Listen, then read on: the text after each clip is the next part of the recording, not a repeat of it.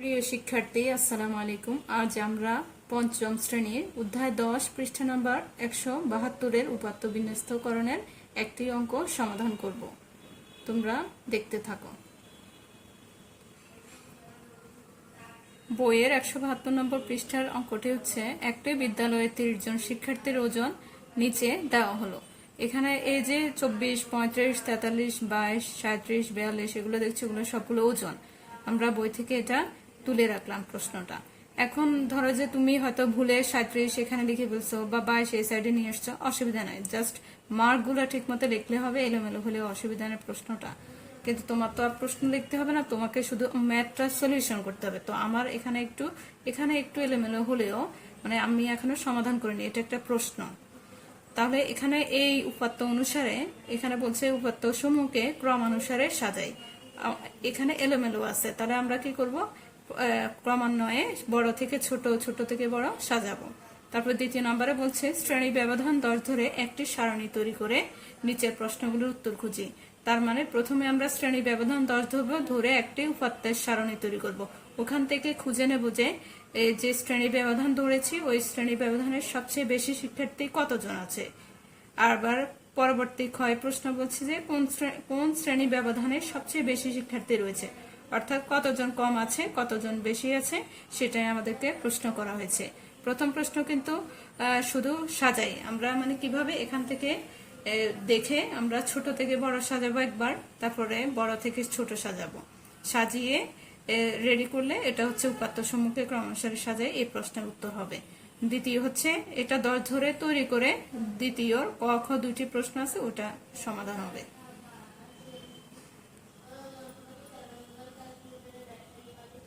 একের উত্তর হচ্ছে উপাত্ত সমূহকে ক্রমানুসারে সাজায়। তাহলে আমরা প্রদত্ত, তাহলে এই যে এটা দেওয়া এটা কি প্রশ্নে দেওয়া, এই জন্য দেওয়াকে আমরা বলবো যে প্রদত্ত। প্রদত্ত মানে দেওয়া, লিখবো প্রদত্ত, 1 নম্বরের উত্তর।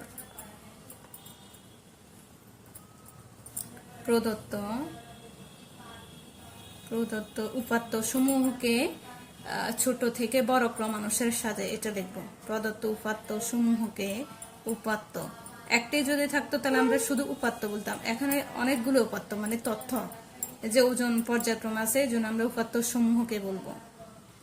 সমূহকে ছোট থেকে বড় ক্রমে সাজায়, ছোট থেকে বড় ক্রমে সাজায়। এখানে আমরা লিখলাম প্রদত্ত উপাসমূহকে ছোট থেকে বড় ক্রমে সাজিয়ে। এখানে ছোট, সবচেয়ে ছোটকে দেখো যে 22, 32, তারপর 41, এই যে পর্যায়ক্রমে দেখা যাচ্ছে যে এখানে সবচেয়ে ছোট হচ্ছে 22।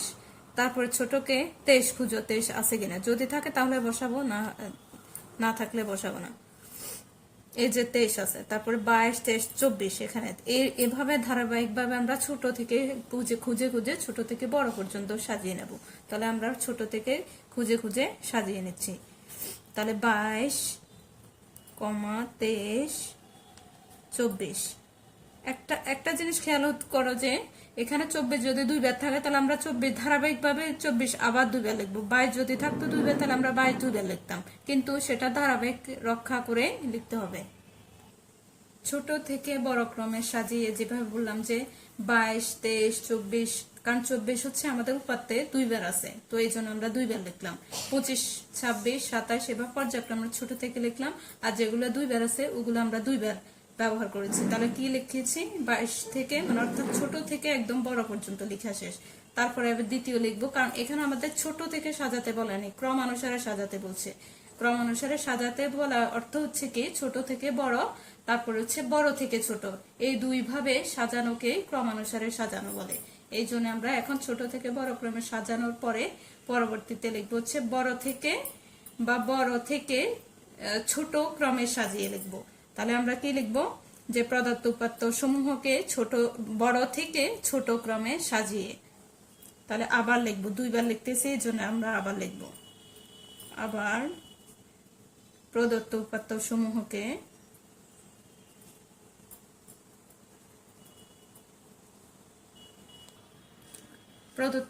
সমূহকে বড় থেকে ছোট ক্রমে সাজিয়ে। এখন আমরা বড় দেখব, সবচেয়ে বড় কে আছে, 49 আছে, 48 আছে, এভাবে দেখে দেখে পিছন থেকে লিখে নেব। পিছন থেকে লিখে নিলে বড় ক্রমে সাজানো হয়ে যাবে। তাহলে আমরা লিখবো হচ্ছে 49, 49, 48, এই যে 49, 48, 47, 47, 45, তারপর হচ্ছে 45 কয়বার আছে? দুইবার, তো আমরা দুইবার লিখবো 45। তারপর হচ্ছে 43, 42, এভাবে পিছন থেকে, কারণ পিছন থেকে হচ্ছে বড় আছে এই জন্য 42।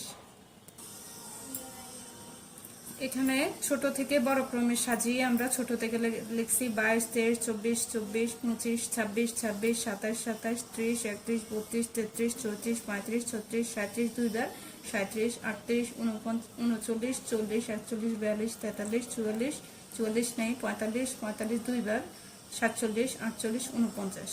তারপরে আমরা আবার লিখেছি প্রদত্ত উপাত্তসমূহকে বড় থেকে ছোট ক্রমে সাজাই। তাহলে বড়কে পিছন থেকে 49, 48, 47, 45, 45 দুইবার, 43, 42, 41, 40, 39, 38, 37, 37 দুইবার, 36, 35, 34, 33, 32, 32 দুইবার, 31, 30, 27 দুইবার, তিনবার 27, 27 হচ্ছে দুইবার।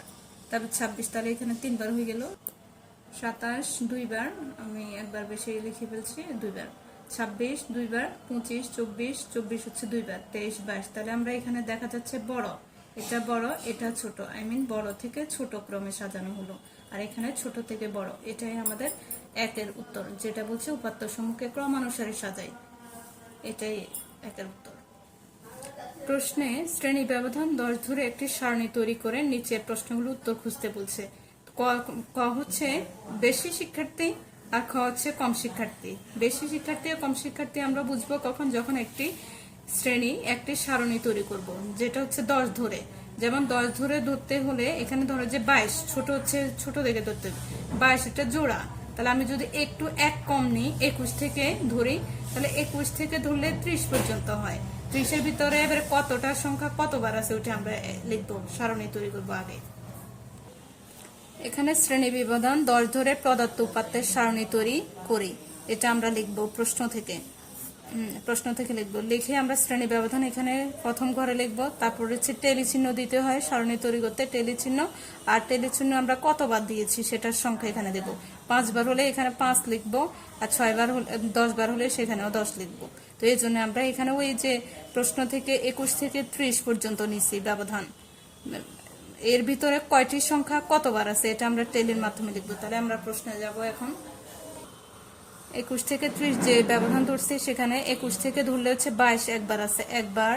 তারপর হচ্ছে 23, তারপর হচ্ছে কি 24, 25, তারপর 26, 26, তারপরে আবার 24, তারপরে হচ্ছে কি 27ও আছে দুইবার, 27, তারপরে 27, 26, এই 26 এখানে আরো একবার।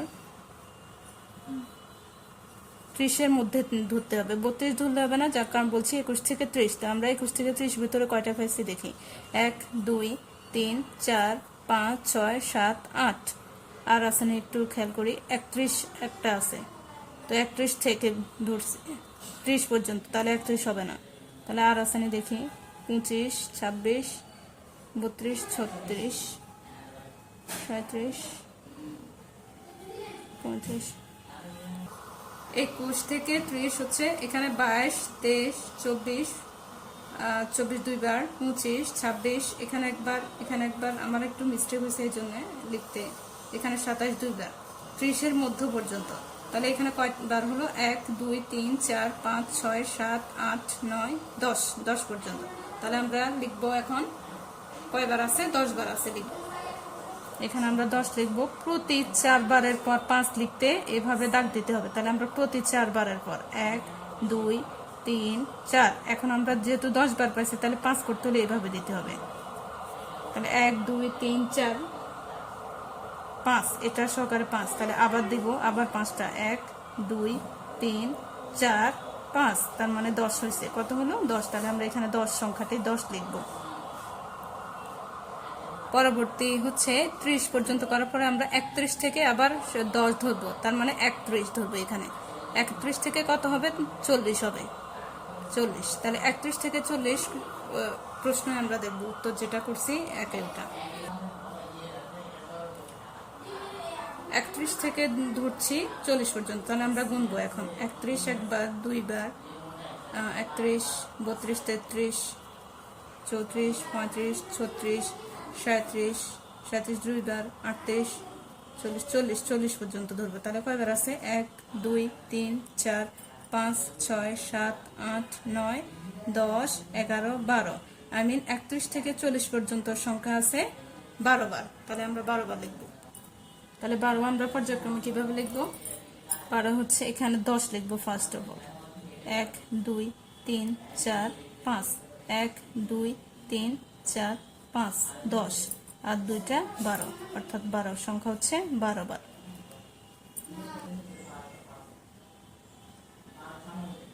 পরবর্তী হচ্ছে 41 থেকে 50, কারণ আমাদের প্রশ্নে সর্বোচ্চ উপাত্ত 49 আর সর্বনিম্ন হচ্ছে 22 ছিল, তো আমরা 49-এর ভিতরে করে ফেলছি। তাহলে 41 থেকে 50 আমরা প্রশ্নে যাব। এখন এই যে আমরা একের উত্তর করছি, ওখান থেকে আমরা এই উপাত্তগুলো খুঁজে নিতে পারবো, কারণ এখানে সাজিয়ে আছে আর প্রশ্নে কিন্তু সাজানো নেই, সাজিয়ে আছে। যেটা উত্তর করলাম আমরা একের সমাধান, ওখান থেকে আমরা উত্তর হচ্ছে এই যে 2 নম্বরের উত্তর পাবো। এখন আমরা প্রশ্ন ছিল যে 41 থেকে 50 পর্যন্ত, তাহলে 1 দাগ দেবো আগে, গুনতেও পারবো। 41, 41, তাহলে 1, 2, 3, 4, 5, 6, 7, 8, 9। 9 41 থেকেই তো, তাহলে কত? 1, 2, 3, 4, 5, 6, 7, 8, 8 বার। 1, 2, 3, 4, 5। 1, 2, 3, 4, 5, 5, তারপর 6, 7, 8, আরো 3টা দিতে হবে। 1, 2, 3, তাহলে এখানে হচ্ছে 8। আর এখানে আমাদের লেখা আছে মোট কত হয়েছে সেটা, কারণ আমাদের শিক্ষার্থী হচ্ছে 30 জন। তো এখানে আমরা যোগ করে 30 যদি পাই তাহলে ওইটাই আমাদের রাইট আনসার। যদি 30 না হয় তাহলে কিন্তু রাইট আনসার না। তাহলে 2 আর 8টা এখানে বসালে ভালো হয়। তারপর 8 এর 2 এ কত? 10, 10 এর 0 হাতে 1, তাহলে 2টে, তাহলে 3, এখানে হচ্ছে কি 3, 1, 1 এ 2 আর হাতের 1, 3, 30 জন, মোট শিক্ষার্থী 30 জন। তাহলে আমরা এখন পরবর্তী কয়ের উত্তর লিখব। কয় বলা হয়েছে যে সারণী হতে যে মানে সর্বোচ্চ শিক্ষার্থী কোথায় আছে, তাহলে সারণীতে সর্বোচ্চ শিক্ষার্থী হচ্ছে এখানে আছে 31 থেকে 40-এ, আর সর্বনিম্ন শিক্ষার্থী আছে হচ্ছে 41 থেকে 50-এর ভেতর, অর্থাৎ 8 জন। তাহলে আমরা এখন লিখবো সারণী হতে দেখা যায়, বা সারণী হতে লিখতে পারো। সারণী হতে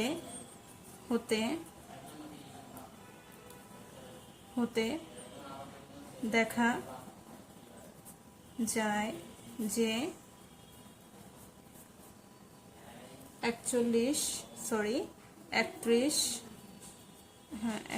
থেকে 40 এর মধ্যে শ্রেণী ব্যবধানে সবচেয়ে কতজন বেশি? 12 জন বেশি লিখবো আমরা। সবচেয়ে 12 জন বেশি শিক্ষার্থী রয়েছে। এখানে আমরা শিক্ষার্থী রয়েছে। এখন ক্ষয় প্রশ্ন ছিল যে সর্বনিম্ন শিক্ষার্থী, তাহলে সর্বনিম্ন 8 জন কোথায়? 41 থেকে 50-এর ভিতরে। তাহলে আমরা লিখবো সারণী হতে দেখা যায়, সেম এই কথাটা লিখবো। সারণী হতে দেখা যায় যে 41 থেকে 50 শ্রেণী ব্যবধানে